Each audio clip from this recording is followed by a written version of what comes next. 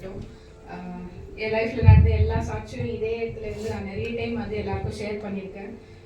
அதே போல் இந்த குழந்தைய வந்து மிகப்பெரிய சாட்சி. இன்னைக்கு நாங்கள் ஜீவனோட நிற்கிறோம் அப்படின்னு சொன்னால் கர்த்தருடைய பெரிய கிருபை இல்லாத படிக்கு வேறு எதுவுமே இல்லை. நான் ப்ரெக்னென்ட் ஆனதுலேருந்து டெலிவரி பண்ணுற வரைக்குமே ஒரு ஒரு விஷயமும் வந்து எங்களுக்கு எல்லாமே சாட்சியாக தான் கடவுள் வைத்தார். இன்னைக்கு இந்த குழந்தையோட எங்களை நிற்க வைத்த தேவனுக்கு கொடான கொடி நன்றி. 3rd மந்த் வரைக்கும் சாட்சி சொல்லியிருக்கேன்னு நினைக்கிறேன். 5th மந்த் நாங்கள் ஒரு டைம் ஸ்கேன் போகும்போதும் ஒரு பிரச்சனை சொல்லிகிட்டே இருப்பாங்க. 3rd மந்த் போகும்போது என்ன கேட்டாங்க அப்படின்னா, நான் ஆல்ரெடி இது வந்து ஷேர் பண்ணியிருக்கேன், பட் இருந்தாலும் நிறைய பேருக்கு தெரியாது, அதனால் ஷார்ட் அண்ட் ஸ்வீட்டாக முடிக்க ட்ரை பண்ணுறேன். 3rd மந்த் போகும்போது நீங்கள் ரிலேட்டிவ்ல கல்யாணம் பண்ணிக்கிறீங்களா அப்படின்னு கேட்டாங்க. ஏன் அப்படின்னு சொல்லிட்டு எல்லாருக்கிட்டே கேட்குற கொஸ்டின் என்கிட்ட வந்து கேட்ட கொஸ்டின் மார்க்லேயே விட்டுட்டாங்க. நான் யோசிச்சேன் அப்படின்னா, ஆனால் நான் ப்ரெக்னென்ட் ஆகிறதுக்கு முன்னாடி கடவுள் வந்து எங்களுக்கு பேசினாரு, நான் கொடுக்குற ஆசீர்வாதத்தை யாராலையும் வந்து தடை செய்ய முடியாது அப்படின்னு. நானும் என்ன பண்ணிட்டேன், நிறைய விஷயங்கள் வந்து இது பண்ணுறதுனால படிச்சுட்டு இருக்கிறதுனால இப்போதைக்கு பேபி வேணான்னு டிசைட் பண்ணியிருந்தோம். டிசைட் பண்ணி எனக்கு வந்து டேஸ் எல்லாம் தள்ளி போயிட்டே இருந்துச்சு. நான் என்ன பண்ணேன், சரி ஒரு டைம் டெஸ்ட் எடுத்து பார்ப்போம் அப்படின்னு சொல்லி வீட்டில் இருக்கும்போது 2 டைம் டெஸ்ட் எடுத்து பார்த்தேன். நெகட்டிவ் வந்துச்சு. நெகட்டிவ் வந்து டாக்டர் போய் கன்சல்ட் பண்ணி எனக்கு இப்படி இருக்கிறது இஷ்டம் இல்லை, நீங்கள் ஏதாச்சும் பண்ணுங்க அப்படின்னு சொல்லிட்டு அவங்க கேட்கும் போது அவங்க வந்து டேப்லெட்ஸ் கொடுத்தாங்க. டேப்லெட்ஸ் கொடுத்துட்டு அந்த டேப்லெட்ஸ் வந்து நான் சாப்பிட்டுட்டேன். சாப்பிட்டும் நான் ப்ரெக்னெண்ட்டாக இருந்திருக்கேன். அப்போ கூட ஒரு 15 days 20 days ப்ரெக்னெண்ட்டாக இருக்கு. அந்த டேப்லெட்டை சாப்பிட்டுட்டேன். ஆனால் தேவனுடைய பெரிய கிருபை, எனக்கு அபார்ட்டும் ஆகாமல் மிஸ்கேரேஜ் எதுவுமே ஆகாமல் அந்த குழந்தை இன்னும் இருந்துகிட்டே இருந்துச்சு.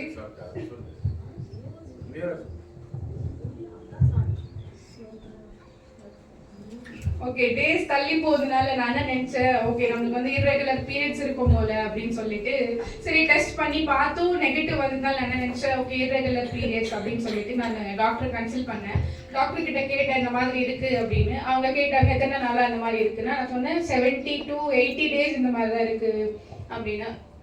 அப்போ அவங்க சொன்னாங்க டேட் எல்லாம் கால்குலேட் பண்ணிட்டு நம்ம ஒரு டைம் டெஸ்ட் எடுத்து பார்க்கலாம் அப்படின்னு சொன்னாங்க. நான் சொன்னேன் இல்லை வேண்டாம், நான் வந்து டே பிஃபோர் எஸ்டர்டே தான் டெஸ்ட் எடுத்தேன், ஒரு நாளுக்குள்ளே எப்படி உங்களுக்கு வந்து கன்ஃபார்ம் ஆகும் அப்படின்னு சொல்லிட்டு. அப்போ மம்மி என்ன சொன்னாங்க, நீங்க வெயிட் பண்ணு, ஏன்னா அப்பா வந்து பேசியிருக்காரு, மனுஷங்க வார்த்தை வந்து நம்ம நம்பலாம் நம்பாம போகலாம், ஆனால் தேவனுடைய வார்த்தை அவர் ஒரு டைம் சொன்னார் அப்படின்னு சொன்னா நம்மளே அது மறந்து போனாலும் அவர் வந்து மறக்கிற தேவன் இல்லை, சொன்ன வார்த்தையே செய்து முடிக்கிற தேவன் அப்படின்னு சொல்லி அம்மா என்ன சொன்னாங்க, வெயிட் பண்ணலாம், வெயிட் பண்ணி பார்க்கலாம்னு. எனக்கு என்ன கோவம்னா 2 டைம் எடுத்துட்டோம் எதுவுமே வரல, இன்னும் வெயிட் பண்ணி நம்மளே வந்து ஏமாத்திக்கணும், சும்மா தேவையில்லாம ஆசையை வளர்க்க கூடாது அப்படின்னு சொல்லிட்டு இல்லை டாக்டர் நீங்க வந்து பீரியட்ஸ்க்கு டேப்லெட் கொடுத்துருங்க அப்படின்னு. டாக்டர் வந்து டேப்லெட் கொடுத்துட்டாங்க.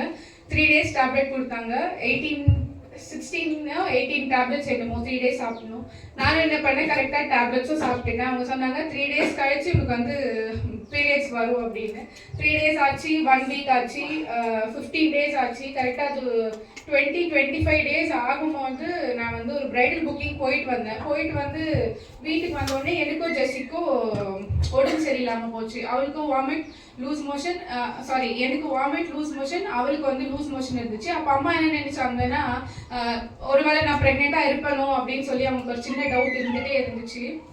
ஆனால் நான் டேப்லெட் சாப்பிடும்போது அம்மா சொன்னாங்க, நீ பண்ணுறது பெரிய தப்பு, வெயிட் பண்ணு அப்படின்னு சொல்லி. நான் சொன்னம்மா, இல்லாத விஷயத்த நம்ம வந்து நினச்சிட்டு இது பண்ணுறதை விட இது ஒரு பெஸ்ட்டான ஐடியா. நான் இல்லை அப்படின்னு இருந்து நான் வந்து அதை ஏதாச்சும் பண்ணால் நீங்கள் வந்து என் மேலே கோவப்படலாம், இல்லாத விஷயத்த இருக்குது நீங்கள் ஏன் நினச்சிக்கிறீங்க அப்படின்னு. அப்போ கூட அம்மா சொன்னாங்க, என் மேலே அப்பா வச்சிருக்கிற அபிஷேகத்தில் நான் சொல்கிறேன், நீ வந்து ப்ரெக்னெண்ட்டாக இருப்ப அப்படின்னு. நான் சொன்னேன், அதெல்லாம் நான் நம்ப மாட்டேன், போங்க மம்மி, டெஸ்ட்டே வந்து நெகட்டிவ் தான் காட்டுது, நீங்கள் அந்த மாதிரி தேவையில்லாமல் கண்ட்ரோல் பண்ணிக்காதீங்க அப்படின்னு சொன்னேன்.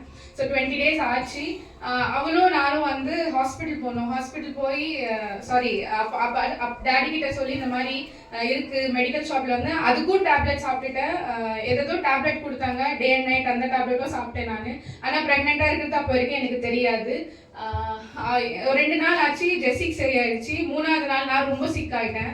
ரொம்ப சிக்காகி வாமிட் பண்ணிட்டே இருக்கும்போது மறுபடியும் இன்னொரு டாக்டர் கிட்ட போறேன். நான் இன்னொரு டாக்டர் கிட்ட போய் இந்த மாதிரி வாமிட்டா இருக்குன்னு. அவர் என்ன சொன்னாரு, எத்தனை நாளா இந்த மாதிரி இருக்கு, ஒரு 3 days இருக்குன்னா அவர் என்ன சொன்னாரு, ஓகே இது வந்து டைஜஷன் ஆயிருக்காது, இதுக்கு நான் வந்து உங்களுக்கு டேப்லெட் தரேன் அப்படின்னு சொல்லி அவர் ஒரு டேப்லெட் கொடுத்தாரு. அந்த டேப்லெட்டும் 2 டேஸாக நான் கண்டினியூ பண்ணேன். ஆனாலும் சரியாகலை.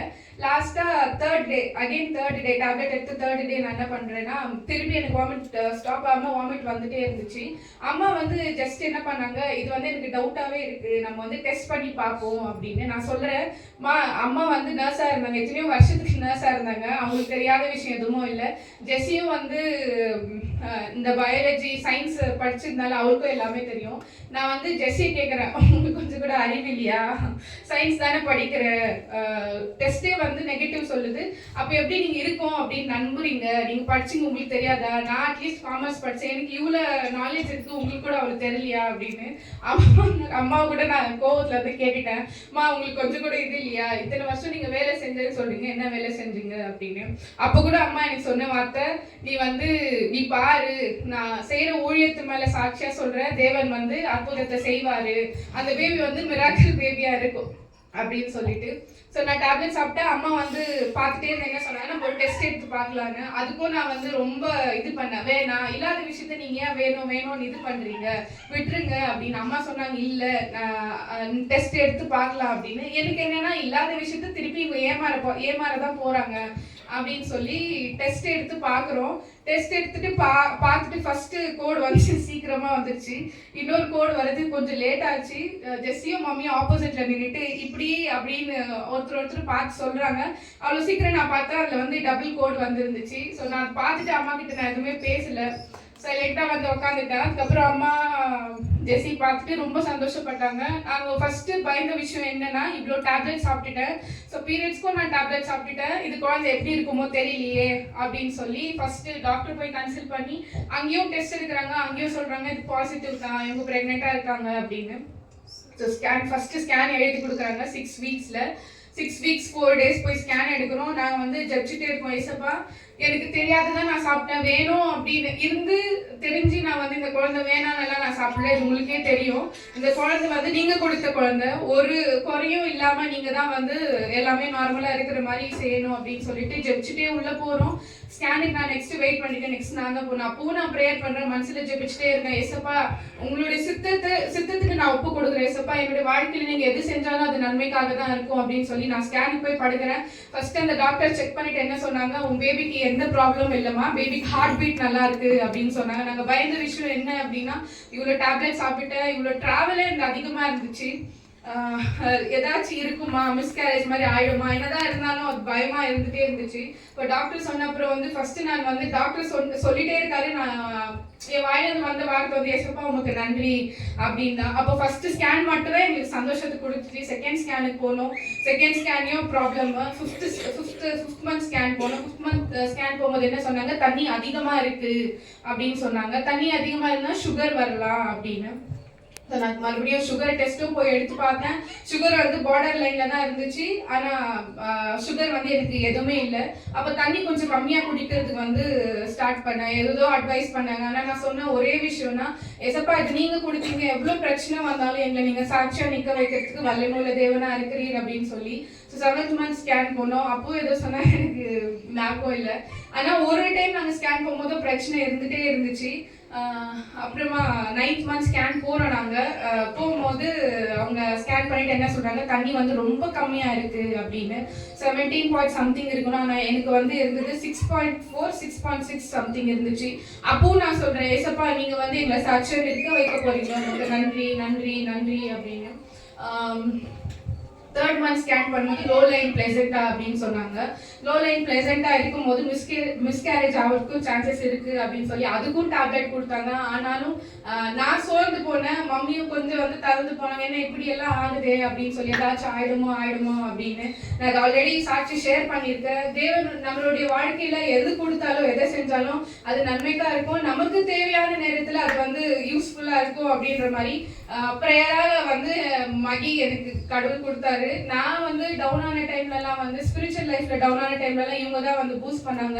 அப்போல்லாம் இவங்க என்ன சொல்லுவாங்க, இது வந்து அப்பா கொடுத்தது, அப்பா வார்த்தை மேலே நம்பிக்கை வை, நீ ஏன் டாக்டரை நம்புற, ஏன் ரிப்போர்ட்ஸை நம்புற, நமக்கு வந்து அப்பா பேசினார்ல, அப்பா வார்த்தை மேலே நம்ம நம்பிக்கை வைக்கலாம், இது இந்த குழந்தைக்கு வந்து எதுவுமே ஆகாது அப்படின்னு சொல்லி அதே போல நாங்கள் ஜெபிச்சோம்.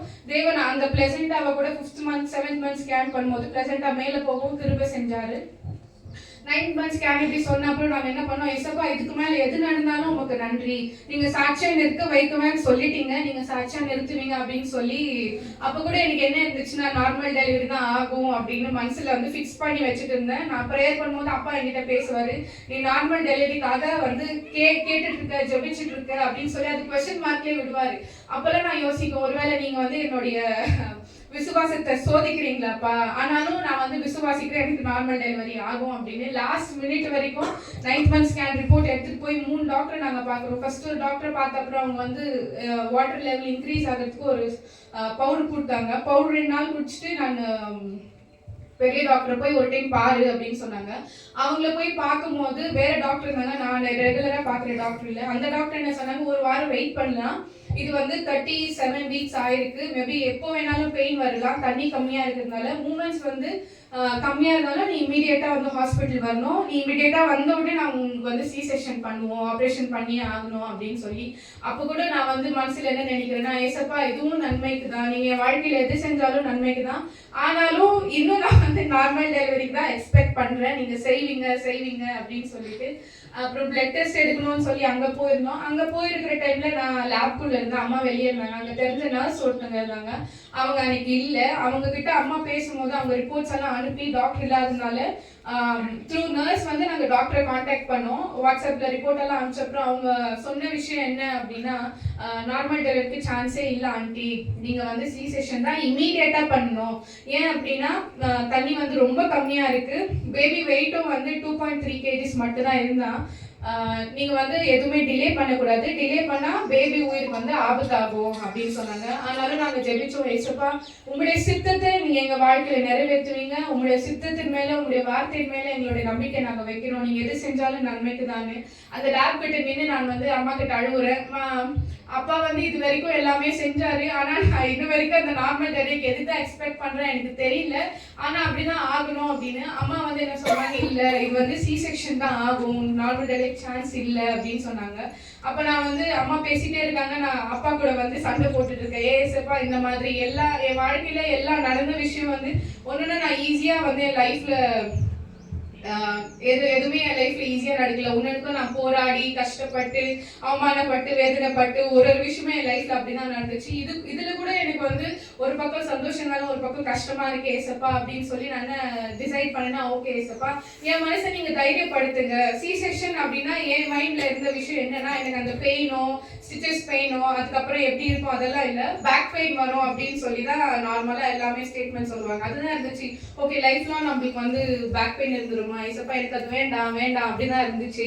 சரி அப்போ கூட நான் என்ன டிசைட் பண்ணேன், அதுக்கு முன்னாடியே ஆண்டவர் வந்து நியூ இயர் அன்னைக்கு ப்ரேயர் பண்ணும்போது என்ன பேசினாரு அப்படின்னா, உங்களை நான் ஜீவனுள்ள சாட்சியா வைக்குவேன் அப்படின்னாரு. அதுக்கப்புறமா தான் அதுக்கு முன்னாடி நாங்கள் ஸ்கேன் எடுத்தோம். ஜீவனுள்ள சாட்சியா வைக்கணும்னா இதுக்கு என்ன அர்த்தம் ஏசப்பா, நீங்க தானே கொடுத்தீங்க ஜீவனுள்ள சாட்சினா, அப்ப நான் வந்து ஒரு டேஞ்சரான விஷயத்த வந்து கோத்ரூ பண்ண இருக்கிறேன் நான் என்னன்னு தெரியலையே அப்படின்னு சொல்லி ஜெபிக்கும் போது தான் அந்த லேப் வெளியே நின்று அம்மா கிட்ட பேசும்போது எனக்கு இந்த விஷயம் ஞாபகம் வச்சு, ஓகே ஏசப்பா வந்து ஜீவனுள்ள சாட்சியா வைக்குவேன் அப்படின்னா அது இந்த விஷயம் தான் போல அப்படின்னு சொல்லிட்டு நான் என் மனசை தைரியப்படுத்திக்கினேன். ஆனாலும் உள்ள வந்து ரிக்ரெட் பண்ணிட்டே இருந்தேன், எதுக்கு எதுக்கு எதுக்கு அப்படின்ற மாதிரி. அப்புறமா வீட்டுக்கு வந்து நாங்க ஜெபிக்கும் போது அப்பா சொன்னாரு, நான் வாழ்க்கையில என்ன செஞ்சாலும் அது வந்து உன்னுடைய நன்மைக்கு தான் அப்படின்னு சொல்லி. அப்பதான் வந்து என் மனசு கொஞ்சம் ரிலீஃப் ஆச்சு. ஓகே நமக்கு வந்து எதுவுமே ஆகக்கூடாது, நமக்கும் எதுவும் ஆகக்கூடாது, பேபிக்கும் எதுவும் ஆகக்கூடாது, நம்ம வந்து ஜீவனுள்ள சாட்சி அப்பா வைக்குவேன்னு சொன்னா நம்ம இதை அக்செப்ட் பண்ணிக்கலாம், வெயிட் பண்ணலாம், ஒரு வாரம் வெயிட் பண்ணி பார்க்கலாம், வாட்டர் இன்க்ரீஸ் ஆகுதா அப்படின்னு பார்க்கலாம்னு சொல்லியிருந்தாங்க. ஆனா 3rd நாங்க டாக்டர் பார்த்தோம். 4th ஒரு நாள் தான் கேப் இருந்துச்சு. 5th மார்னிங் வந்து எனக்கு எப்போ 9 months ஸ்டார்ட் ஆச்சு அப்போதுலேருந்து பேக் பெயின், கொஞ்சம் வயிறு வலி வருது, அந்த மாதிரிலாம் அதிகமாக இருந்துகிட்டே இருந்துச்சு. எனக்கு 5th மார்னிங் பெயின் ஸ்டார்ட் ஆயிருக்கு. எனக்கு தெரியல, பிகாஸ் ஆல்ரெடி எனக்கு பெயின் இருந்ததுனால இந்த மாதிரி தான் பெயின் இருக்கும் போல, நார்மல் பெயின் அப்படின்னு சொல்லி நான் விட்டுட்டாங்க. டாக்டர் வந்து நாங்கள் அன்னைக்கு கன்சல்ட் பண்ணுற டே நாங்கள் டாக்டர் கிட்ட போனோம். டாக்டர் கிட்ட போகும்போது அவங்க ரிப்போர்ட் பார்த்துட்டு ஓகே அப்படின்னு சொல்லி, இந்த மாதிரி தண்ணி கம்மியாக இருக்குது, நீங்கள் சி செக்ஷன் போகிற மாதிரி இருக்கும் அப்படின்னு சொல்லிட்டே இருக்கும்போது நான் சொன்னேன், இல்லை எனக்கு இந்த மாதிரி பெயின்ஸ் எல்லாம் ஸ்டார்ட் ஆயிருக்கு, என்னன்னு தெரியல அப்படின்னு. டாக்டர் கூப்பிட்டு போய் செக் பண்ணாங்க. செக் பண்ணிட்டு சொன்னாங்க எனக்கு வந்து டெலிவரி பெயின் ஸ்டார்ட் ஆயிருக்கு, ஸ்பேஸும் விட்டுருக்கு, ஆனால் வந்து 50% தான் சான்ஸ் நார்மல் டெலிவரிக்கு அப்படின்னு. அம்மா கிட்ட சொல்லும்போது அம்மா சொன்னாங்க நார்மல் டெலிவரி ட்ரை பண்ணுங்க பரவாயில்ல அப்படின்னு. அப்போ அவங்க சொன்ன ஒரே வார்த்தை என்னன்னா, நார்மல் டெலிவரிக்கு நாங்கள் ட்ரை பண்ணுறோம், ஆனால் 2 பேர்லையா இல்லை யாருக்காச்சும் ஒருத்தருக்கு எதானாலும் இல்லை பேபிக்கு வந்து ஹார்ட் பீட் கம்மியானாலும் நாங்கள் பொறுப்பு இல்லை அப்படின்னு சொல்லிட்டாங்க. நாங்கள் வெளியே வந்தோம். வெளியே வந்து யோசிச்சுட்டு ஓகே அப்பா மேலே பாரத்தை வச்சோம்.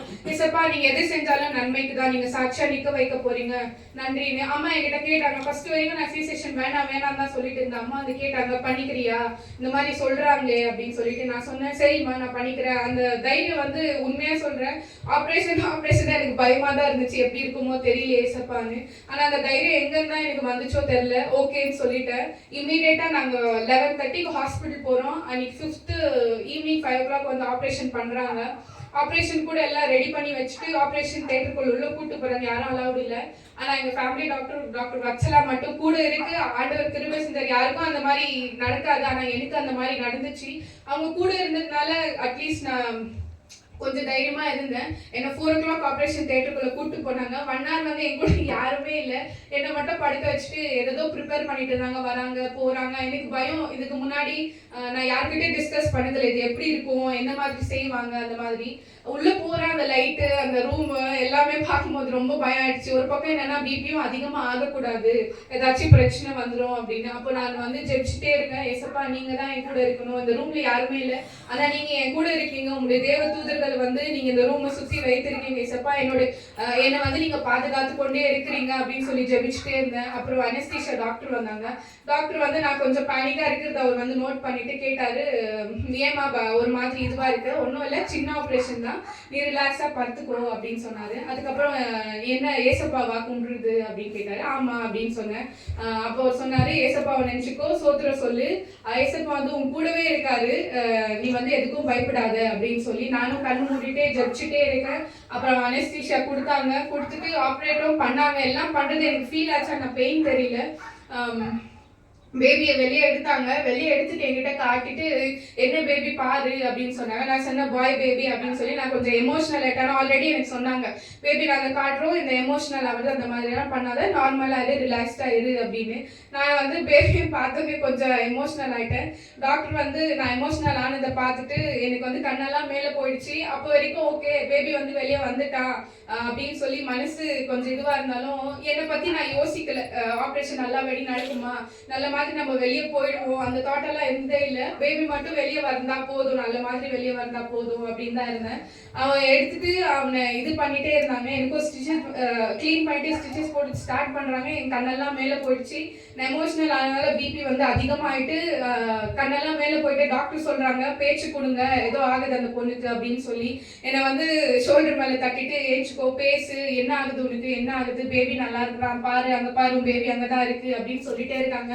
ஆனா அவங்க சொல்றது வந்து எனக்கு காதை போல, கண்ணெல்லாம் மேல போயிட்டு எனக்கு என்ன நடக்குதுன்னே கொஞ்ச நேரத்துக்கு புரியல. நானாவே ஃபீல் பண்றதுக்கே எனக்கு கொஞ்ச நேரத்துக்கு தெரியல.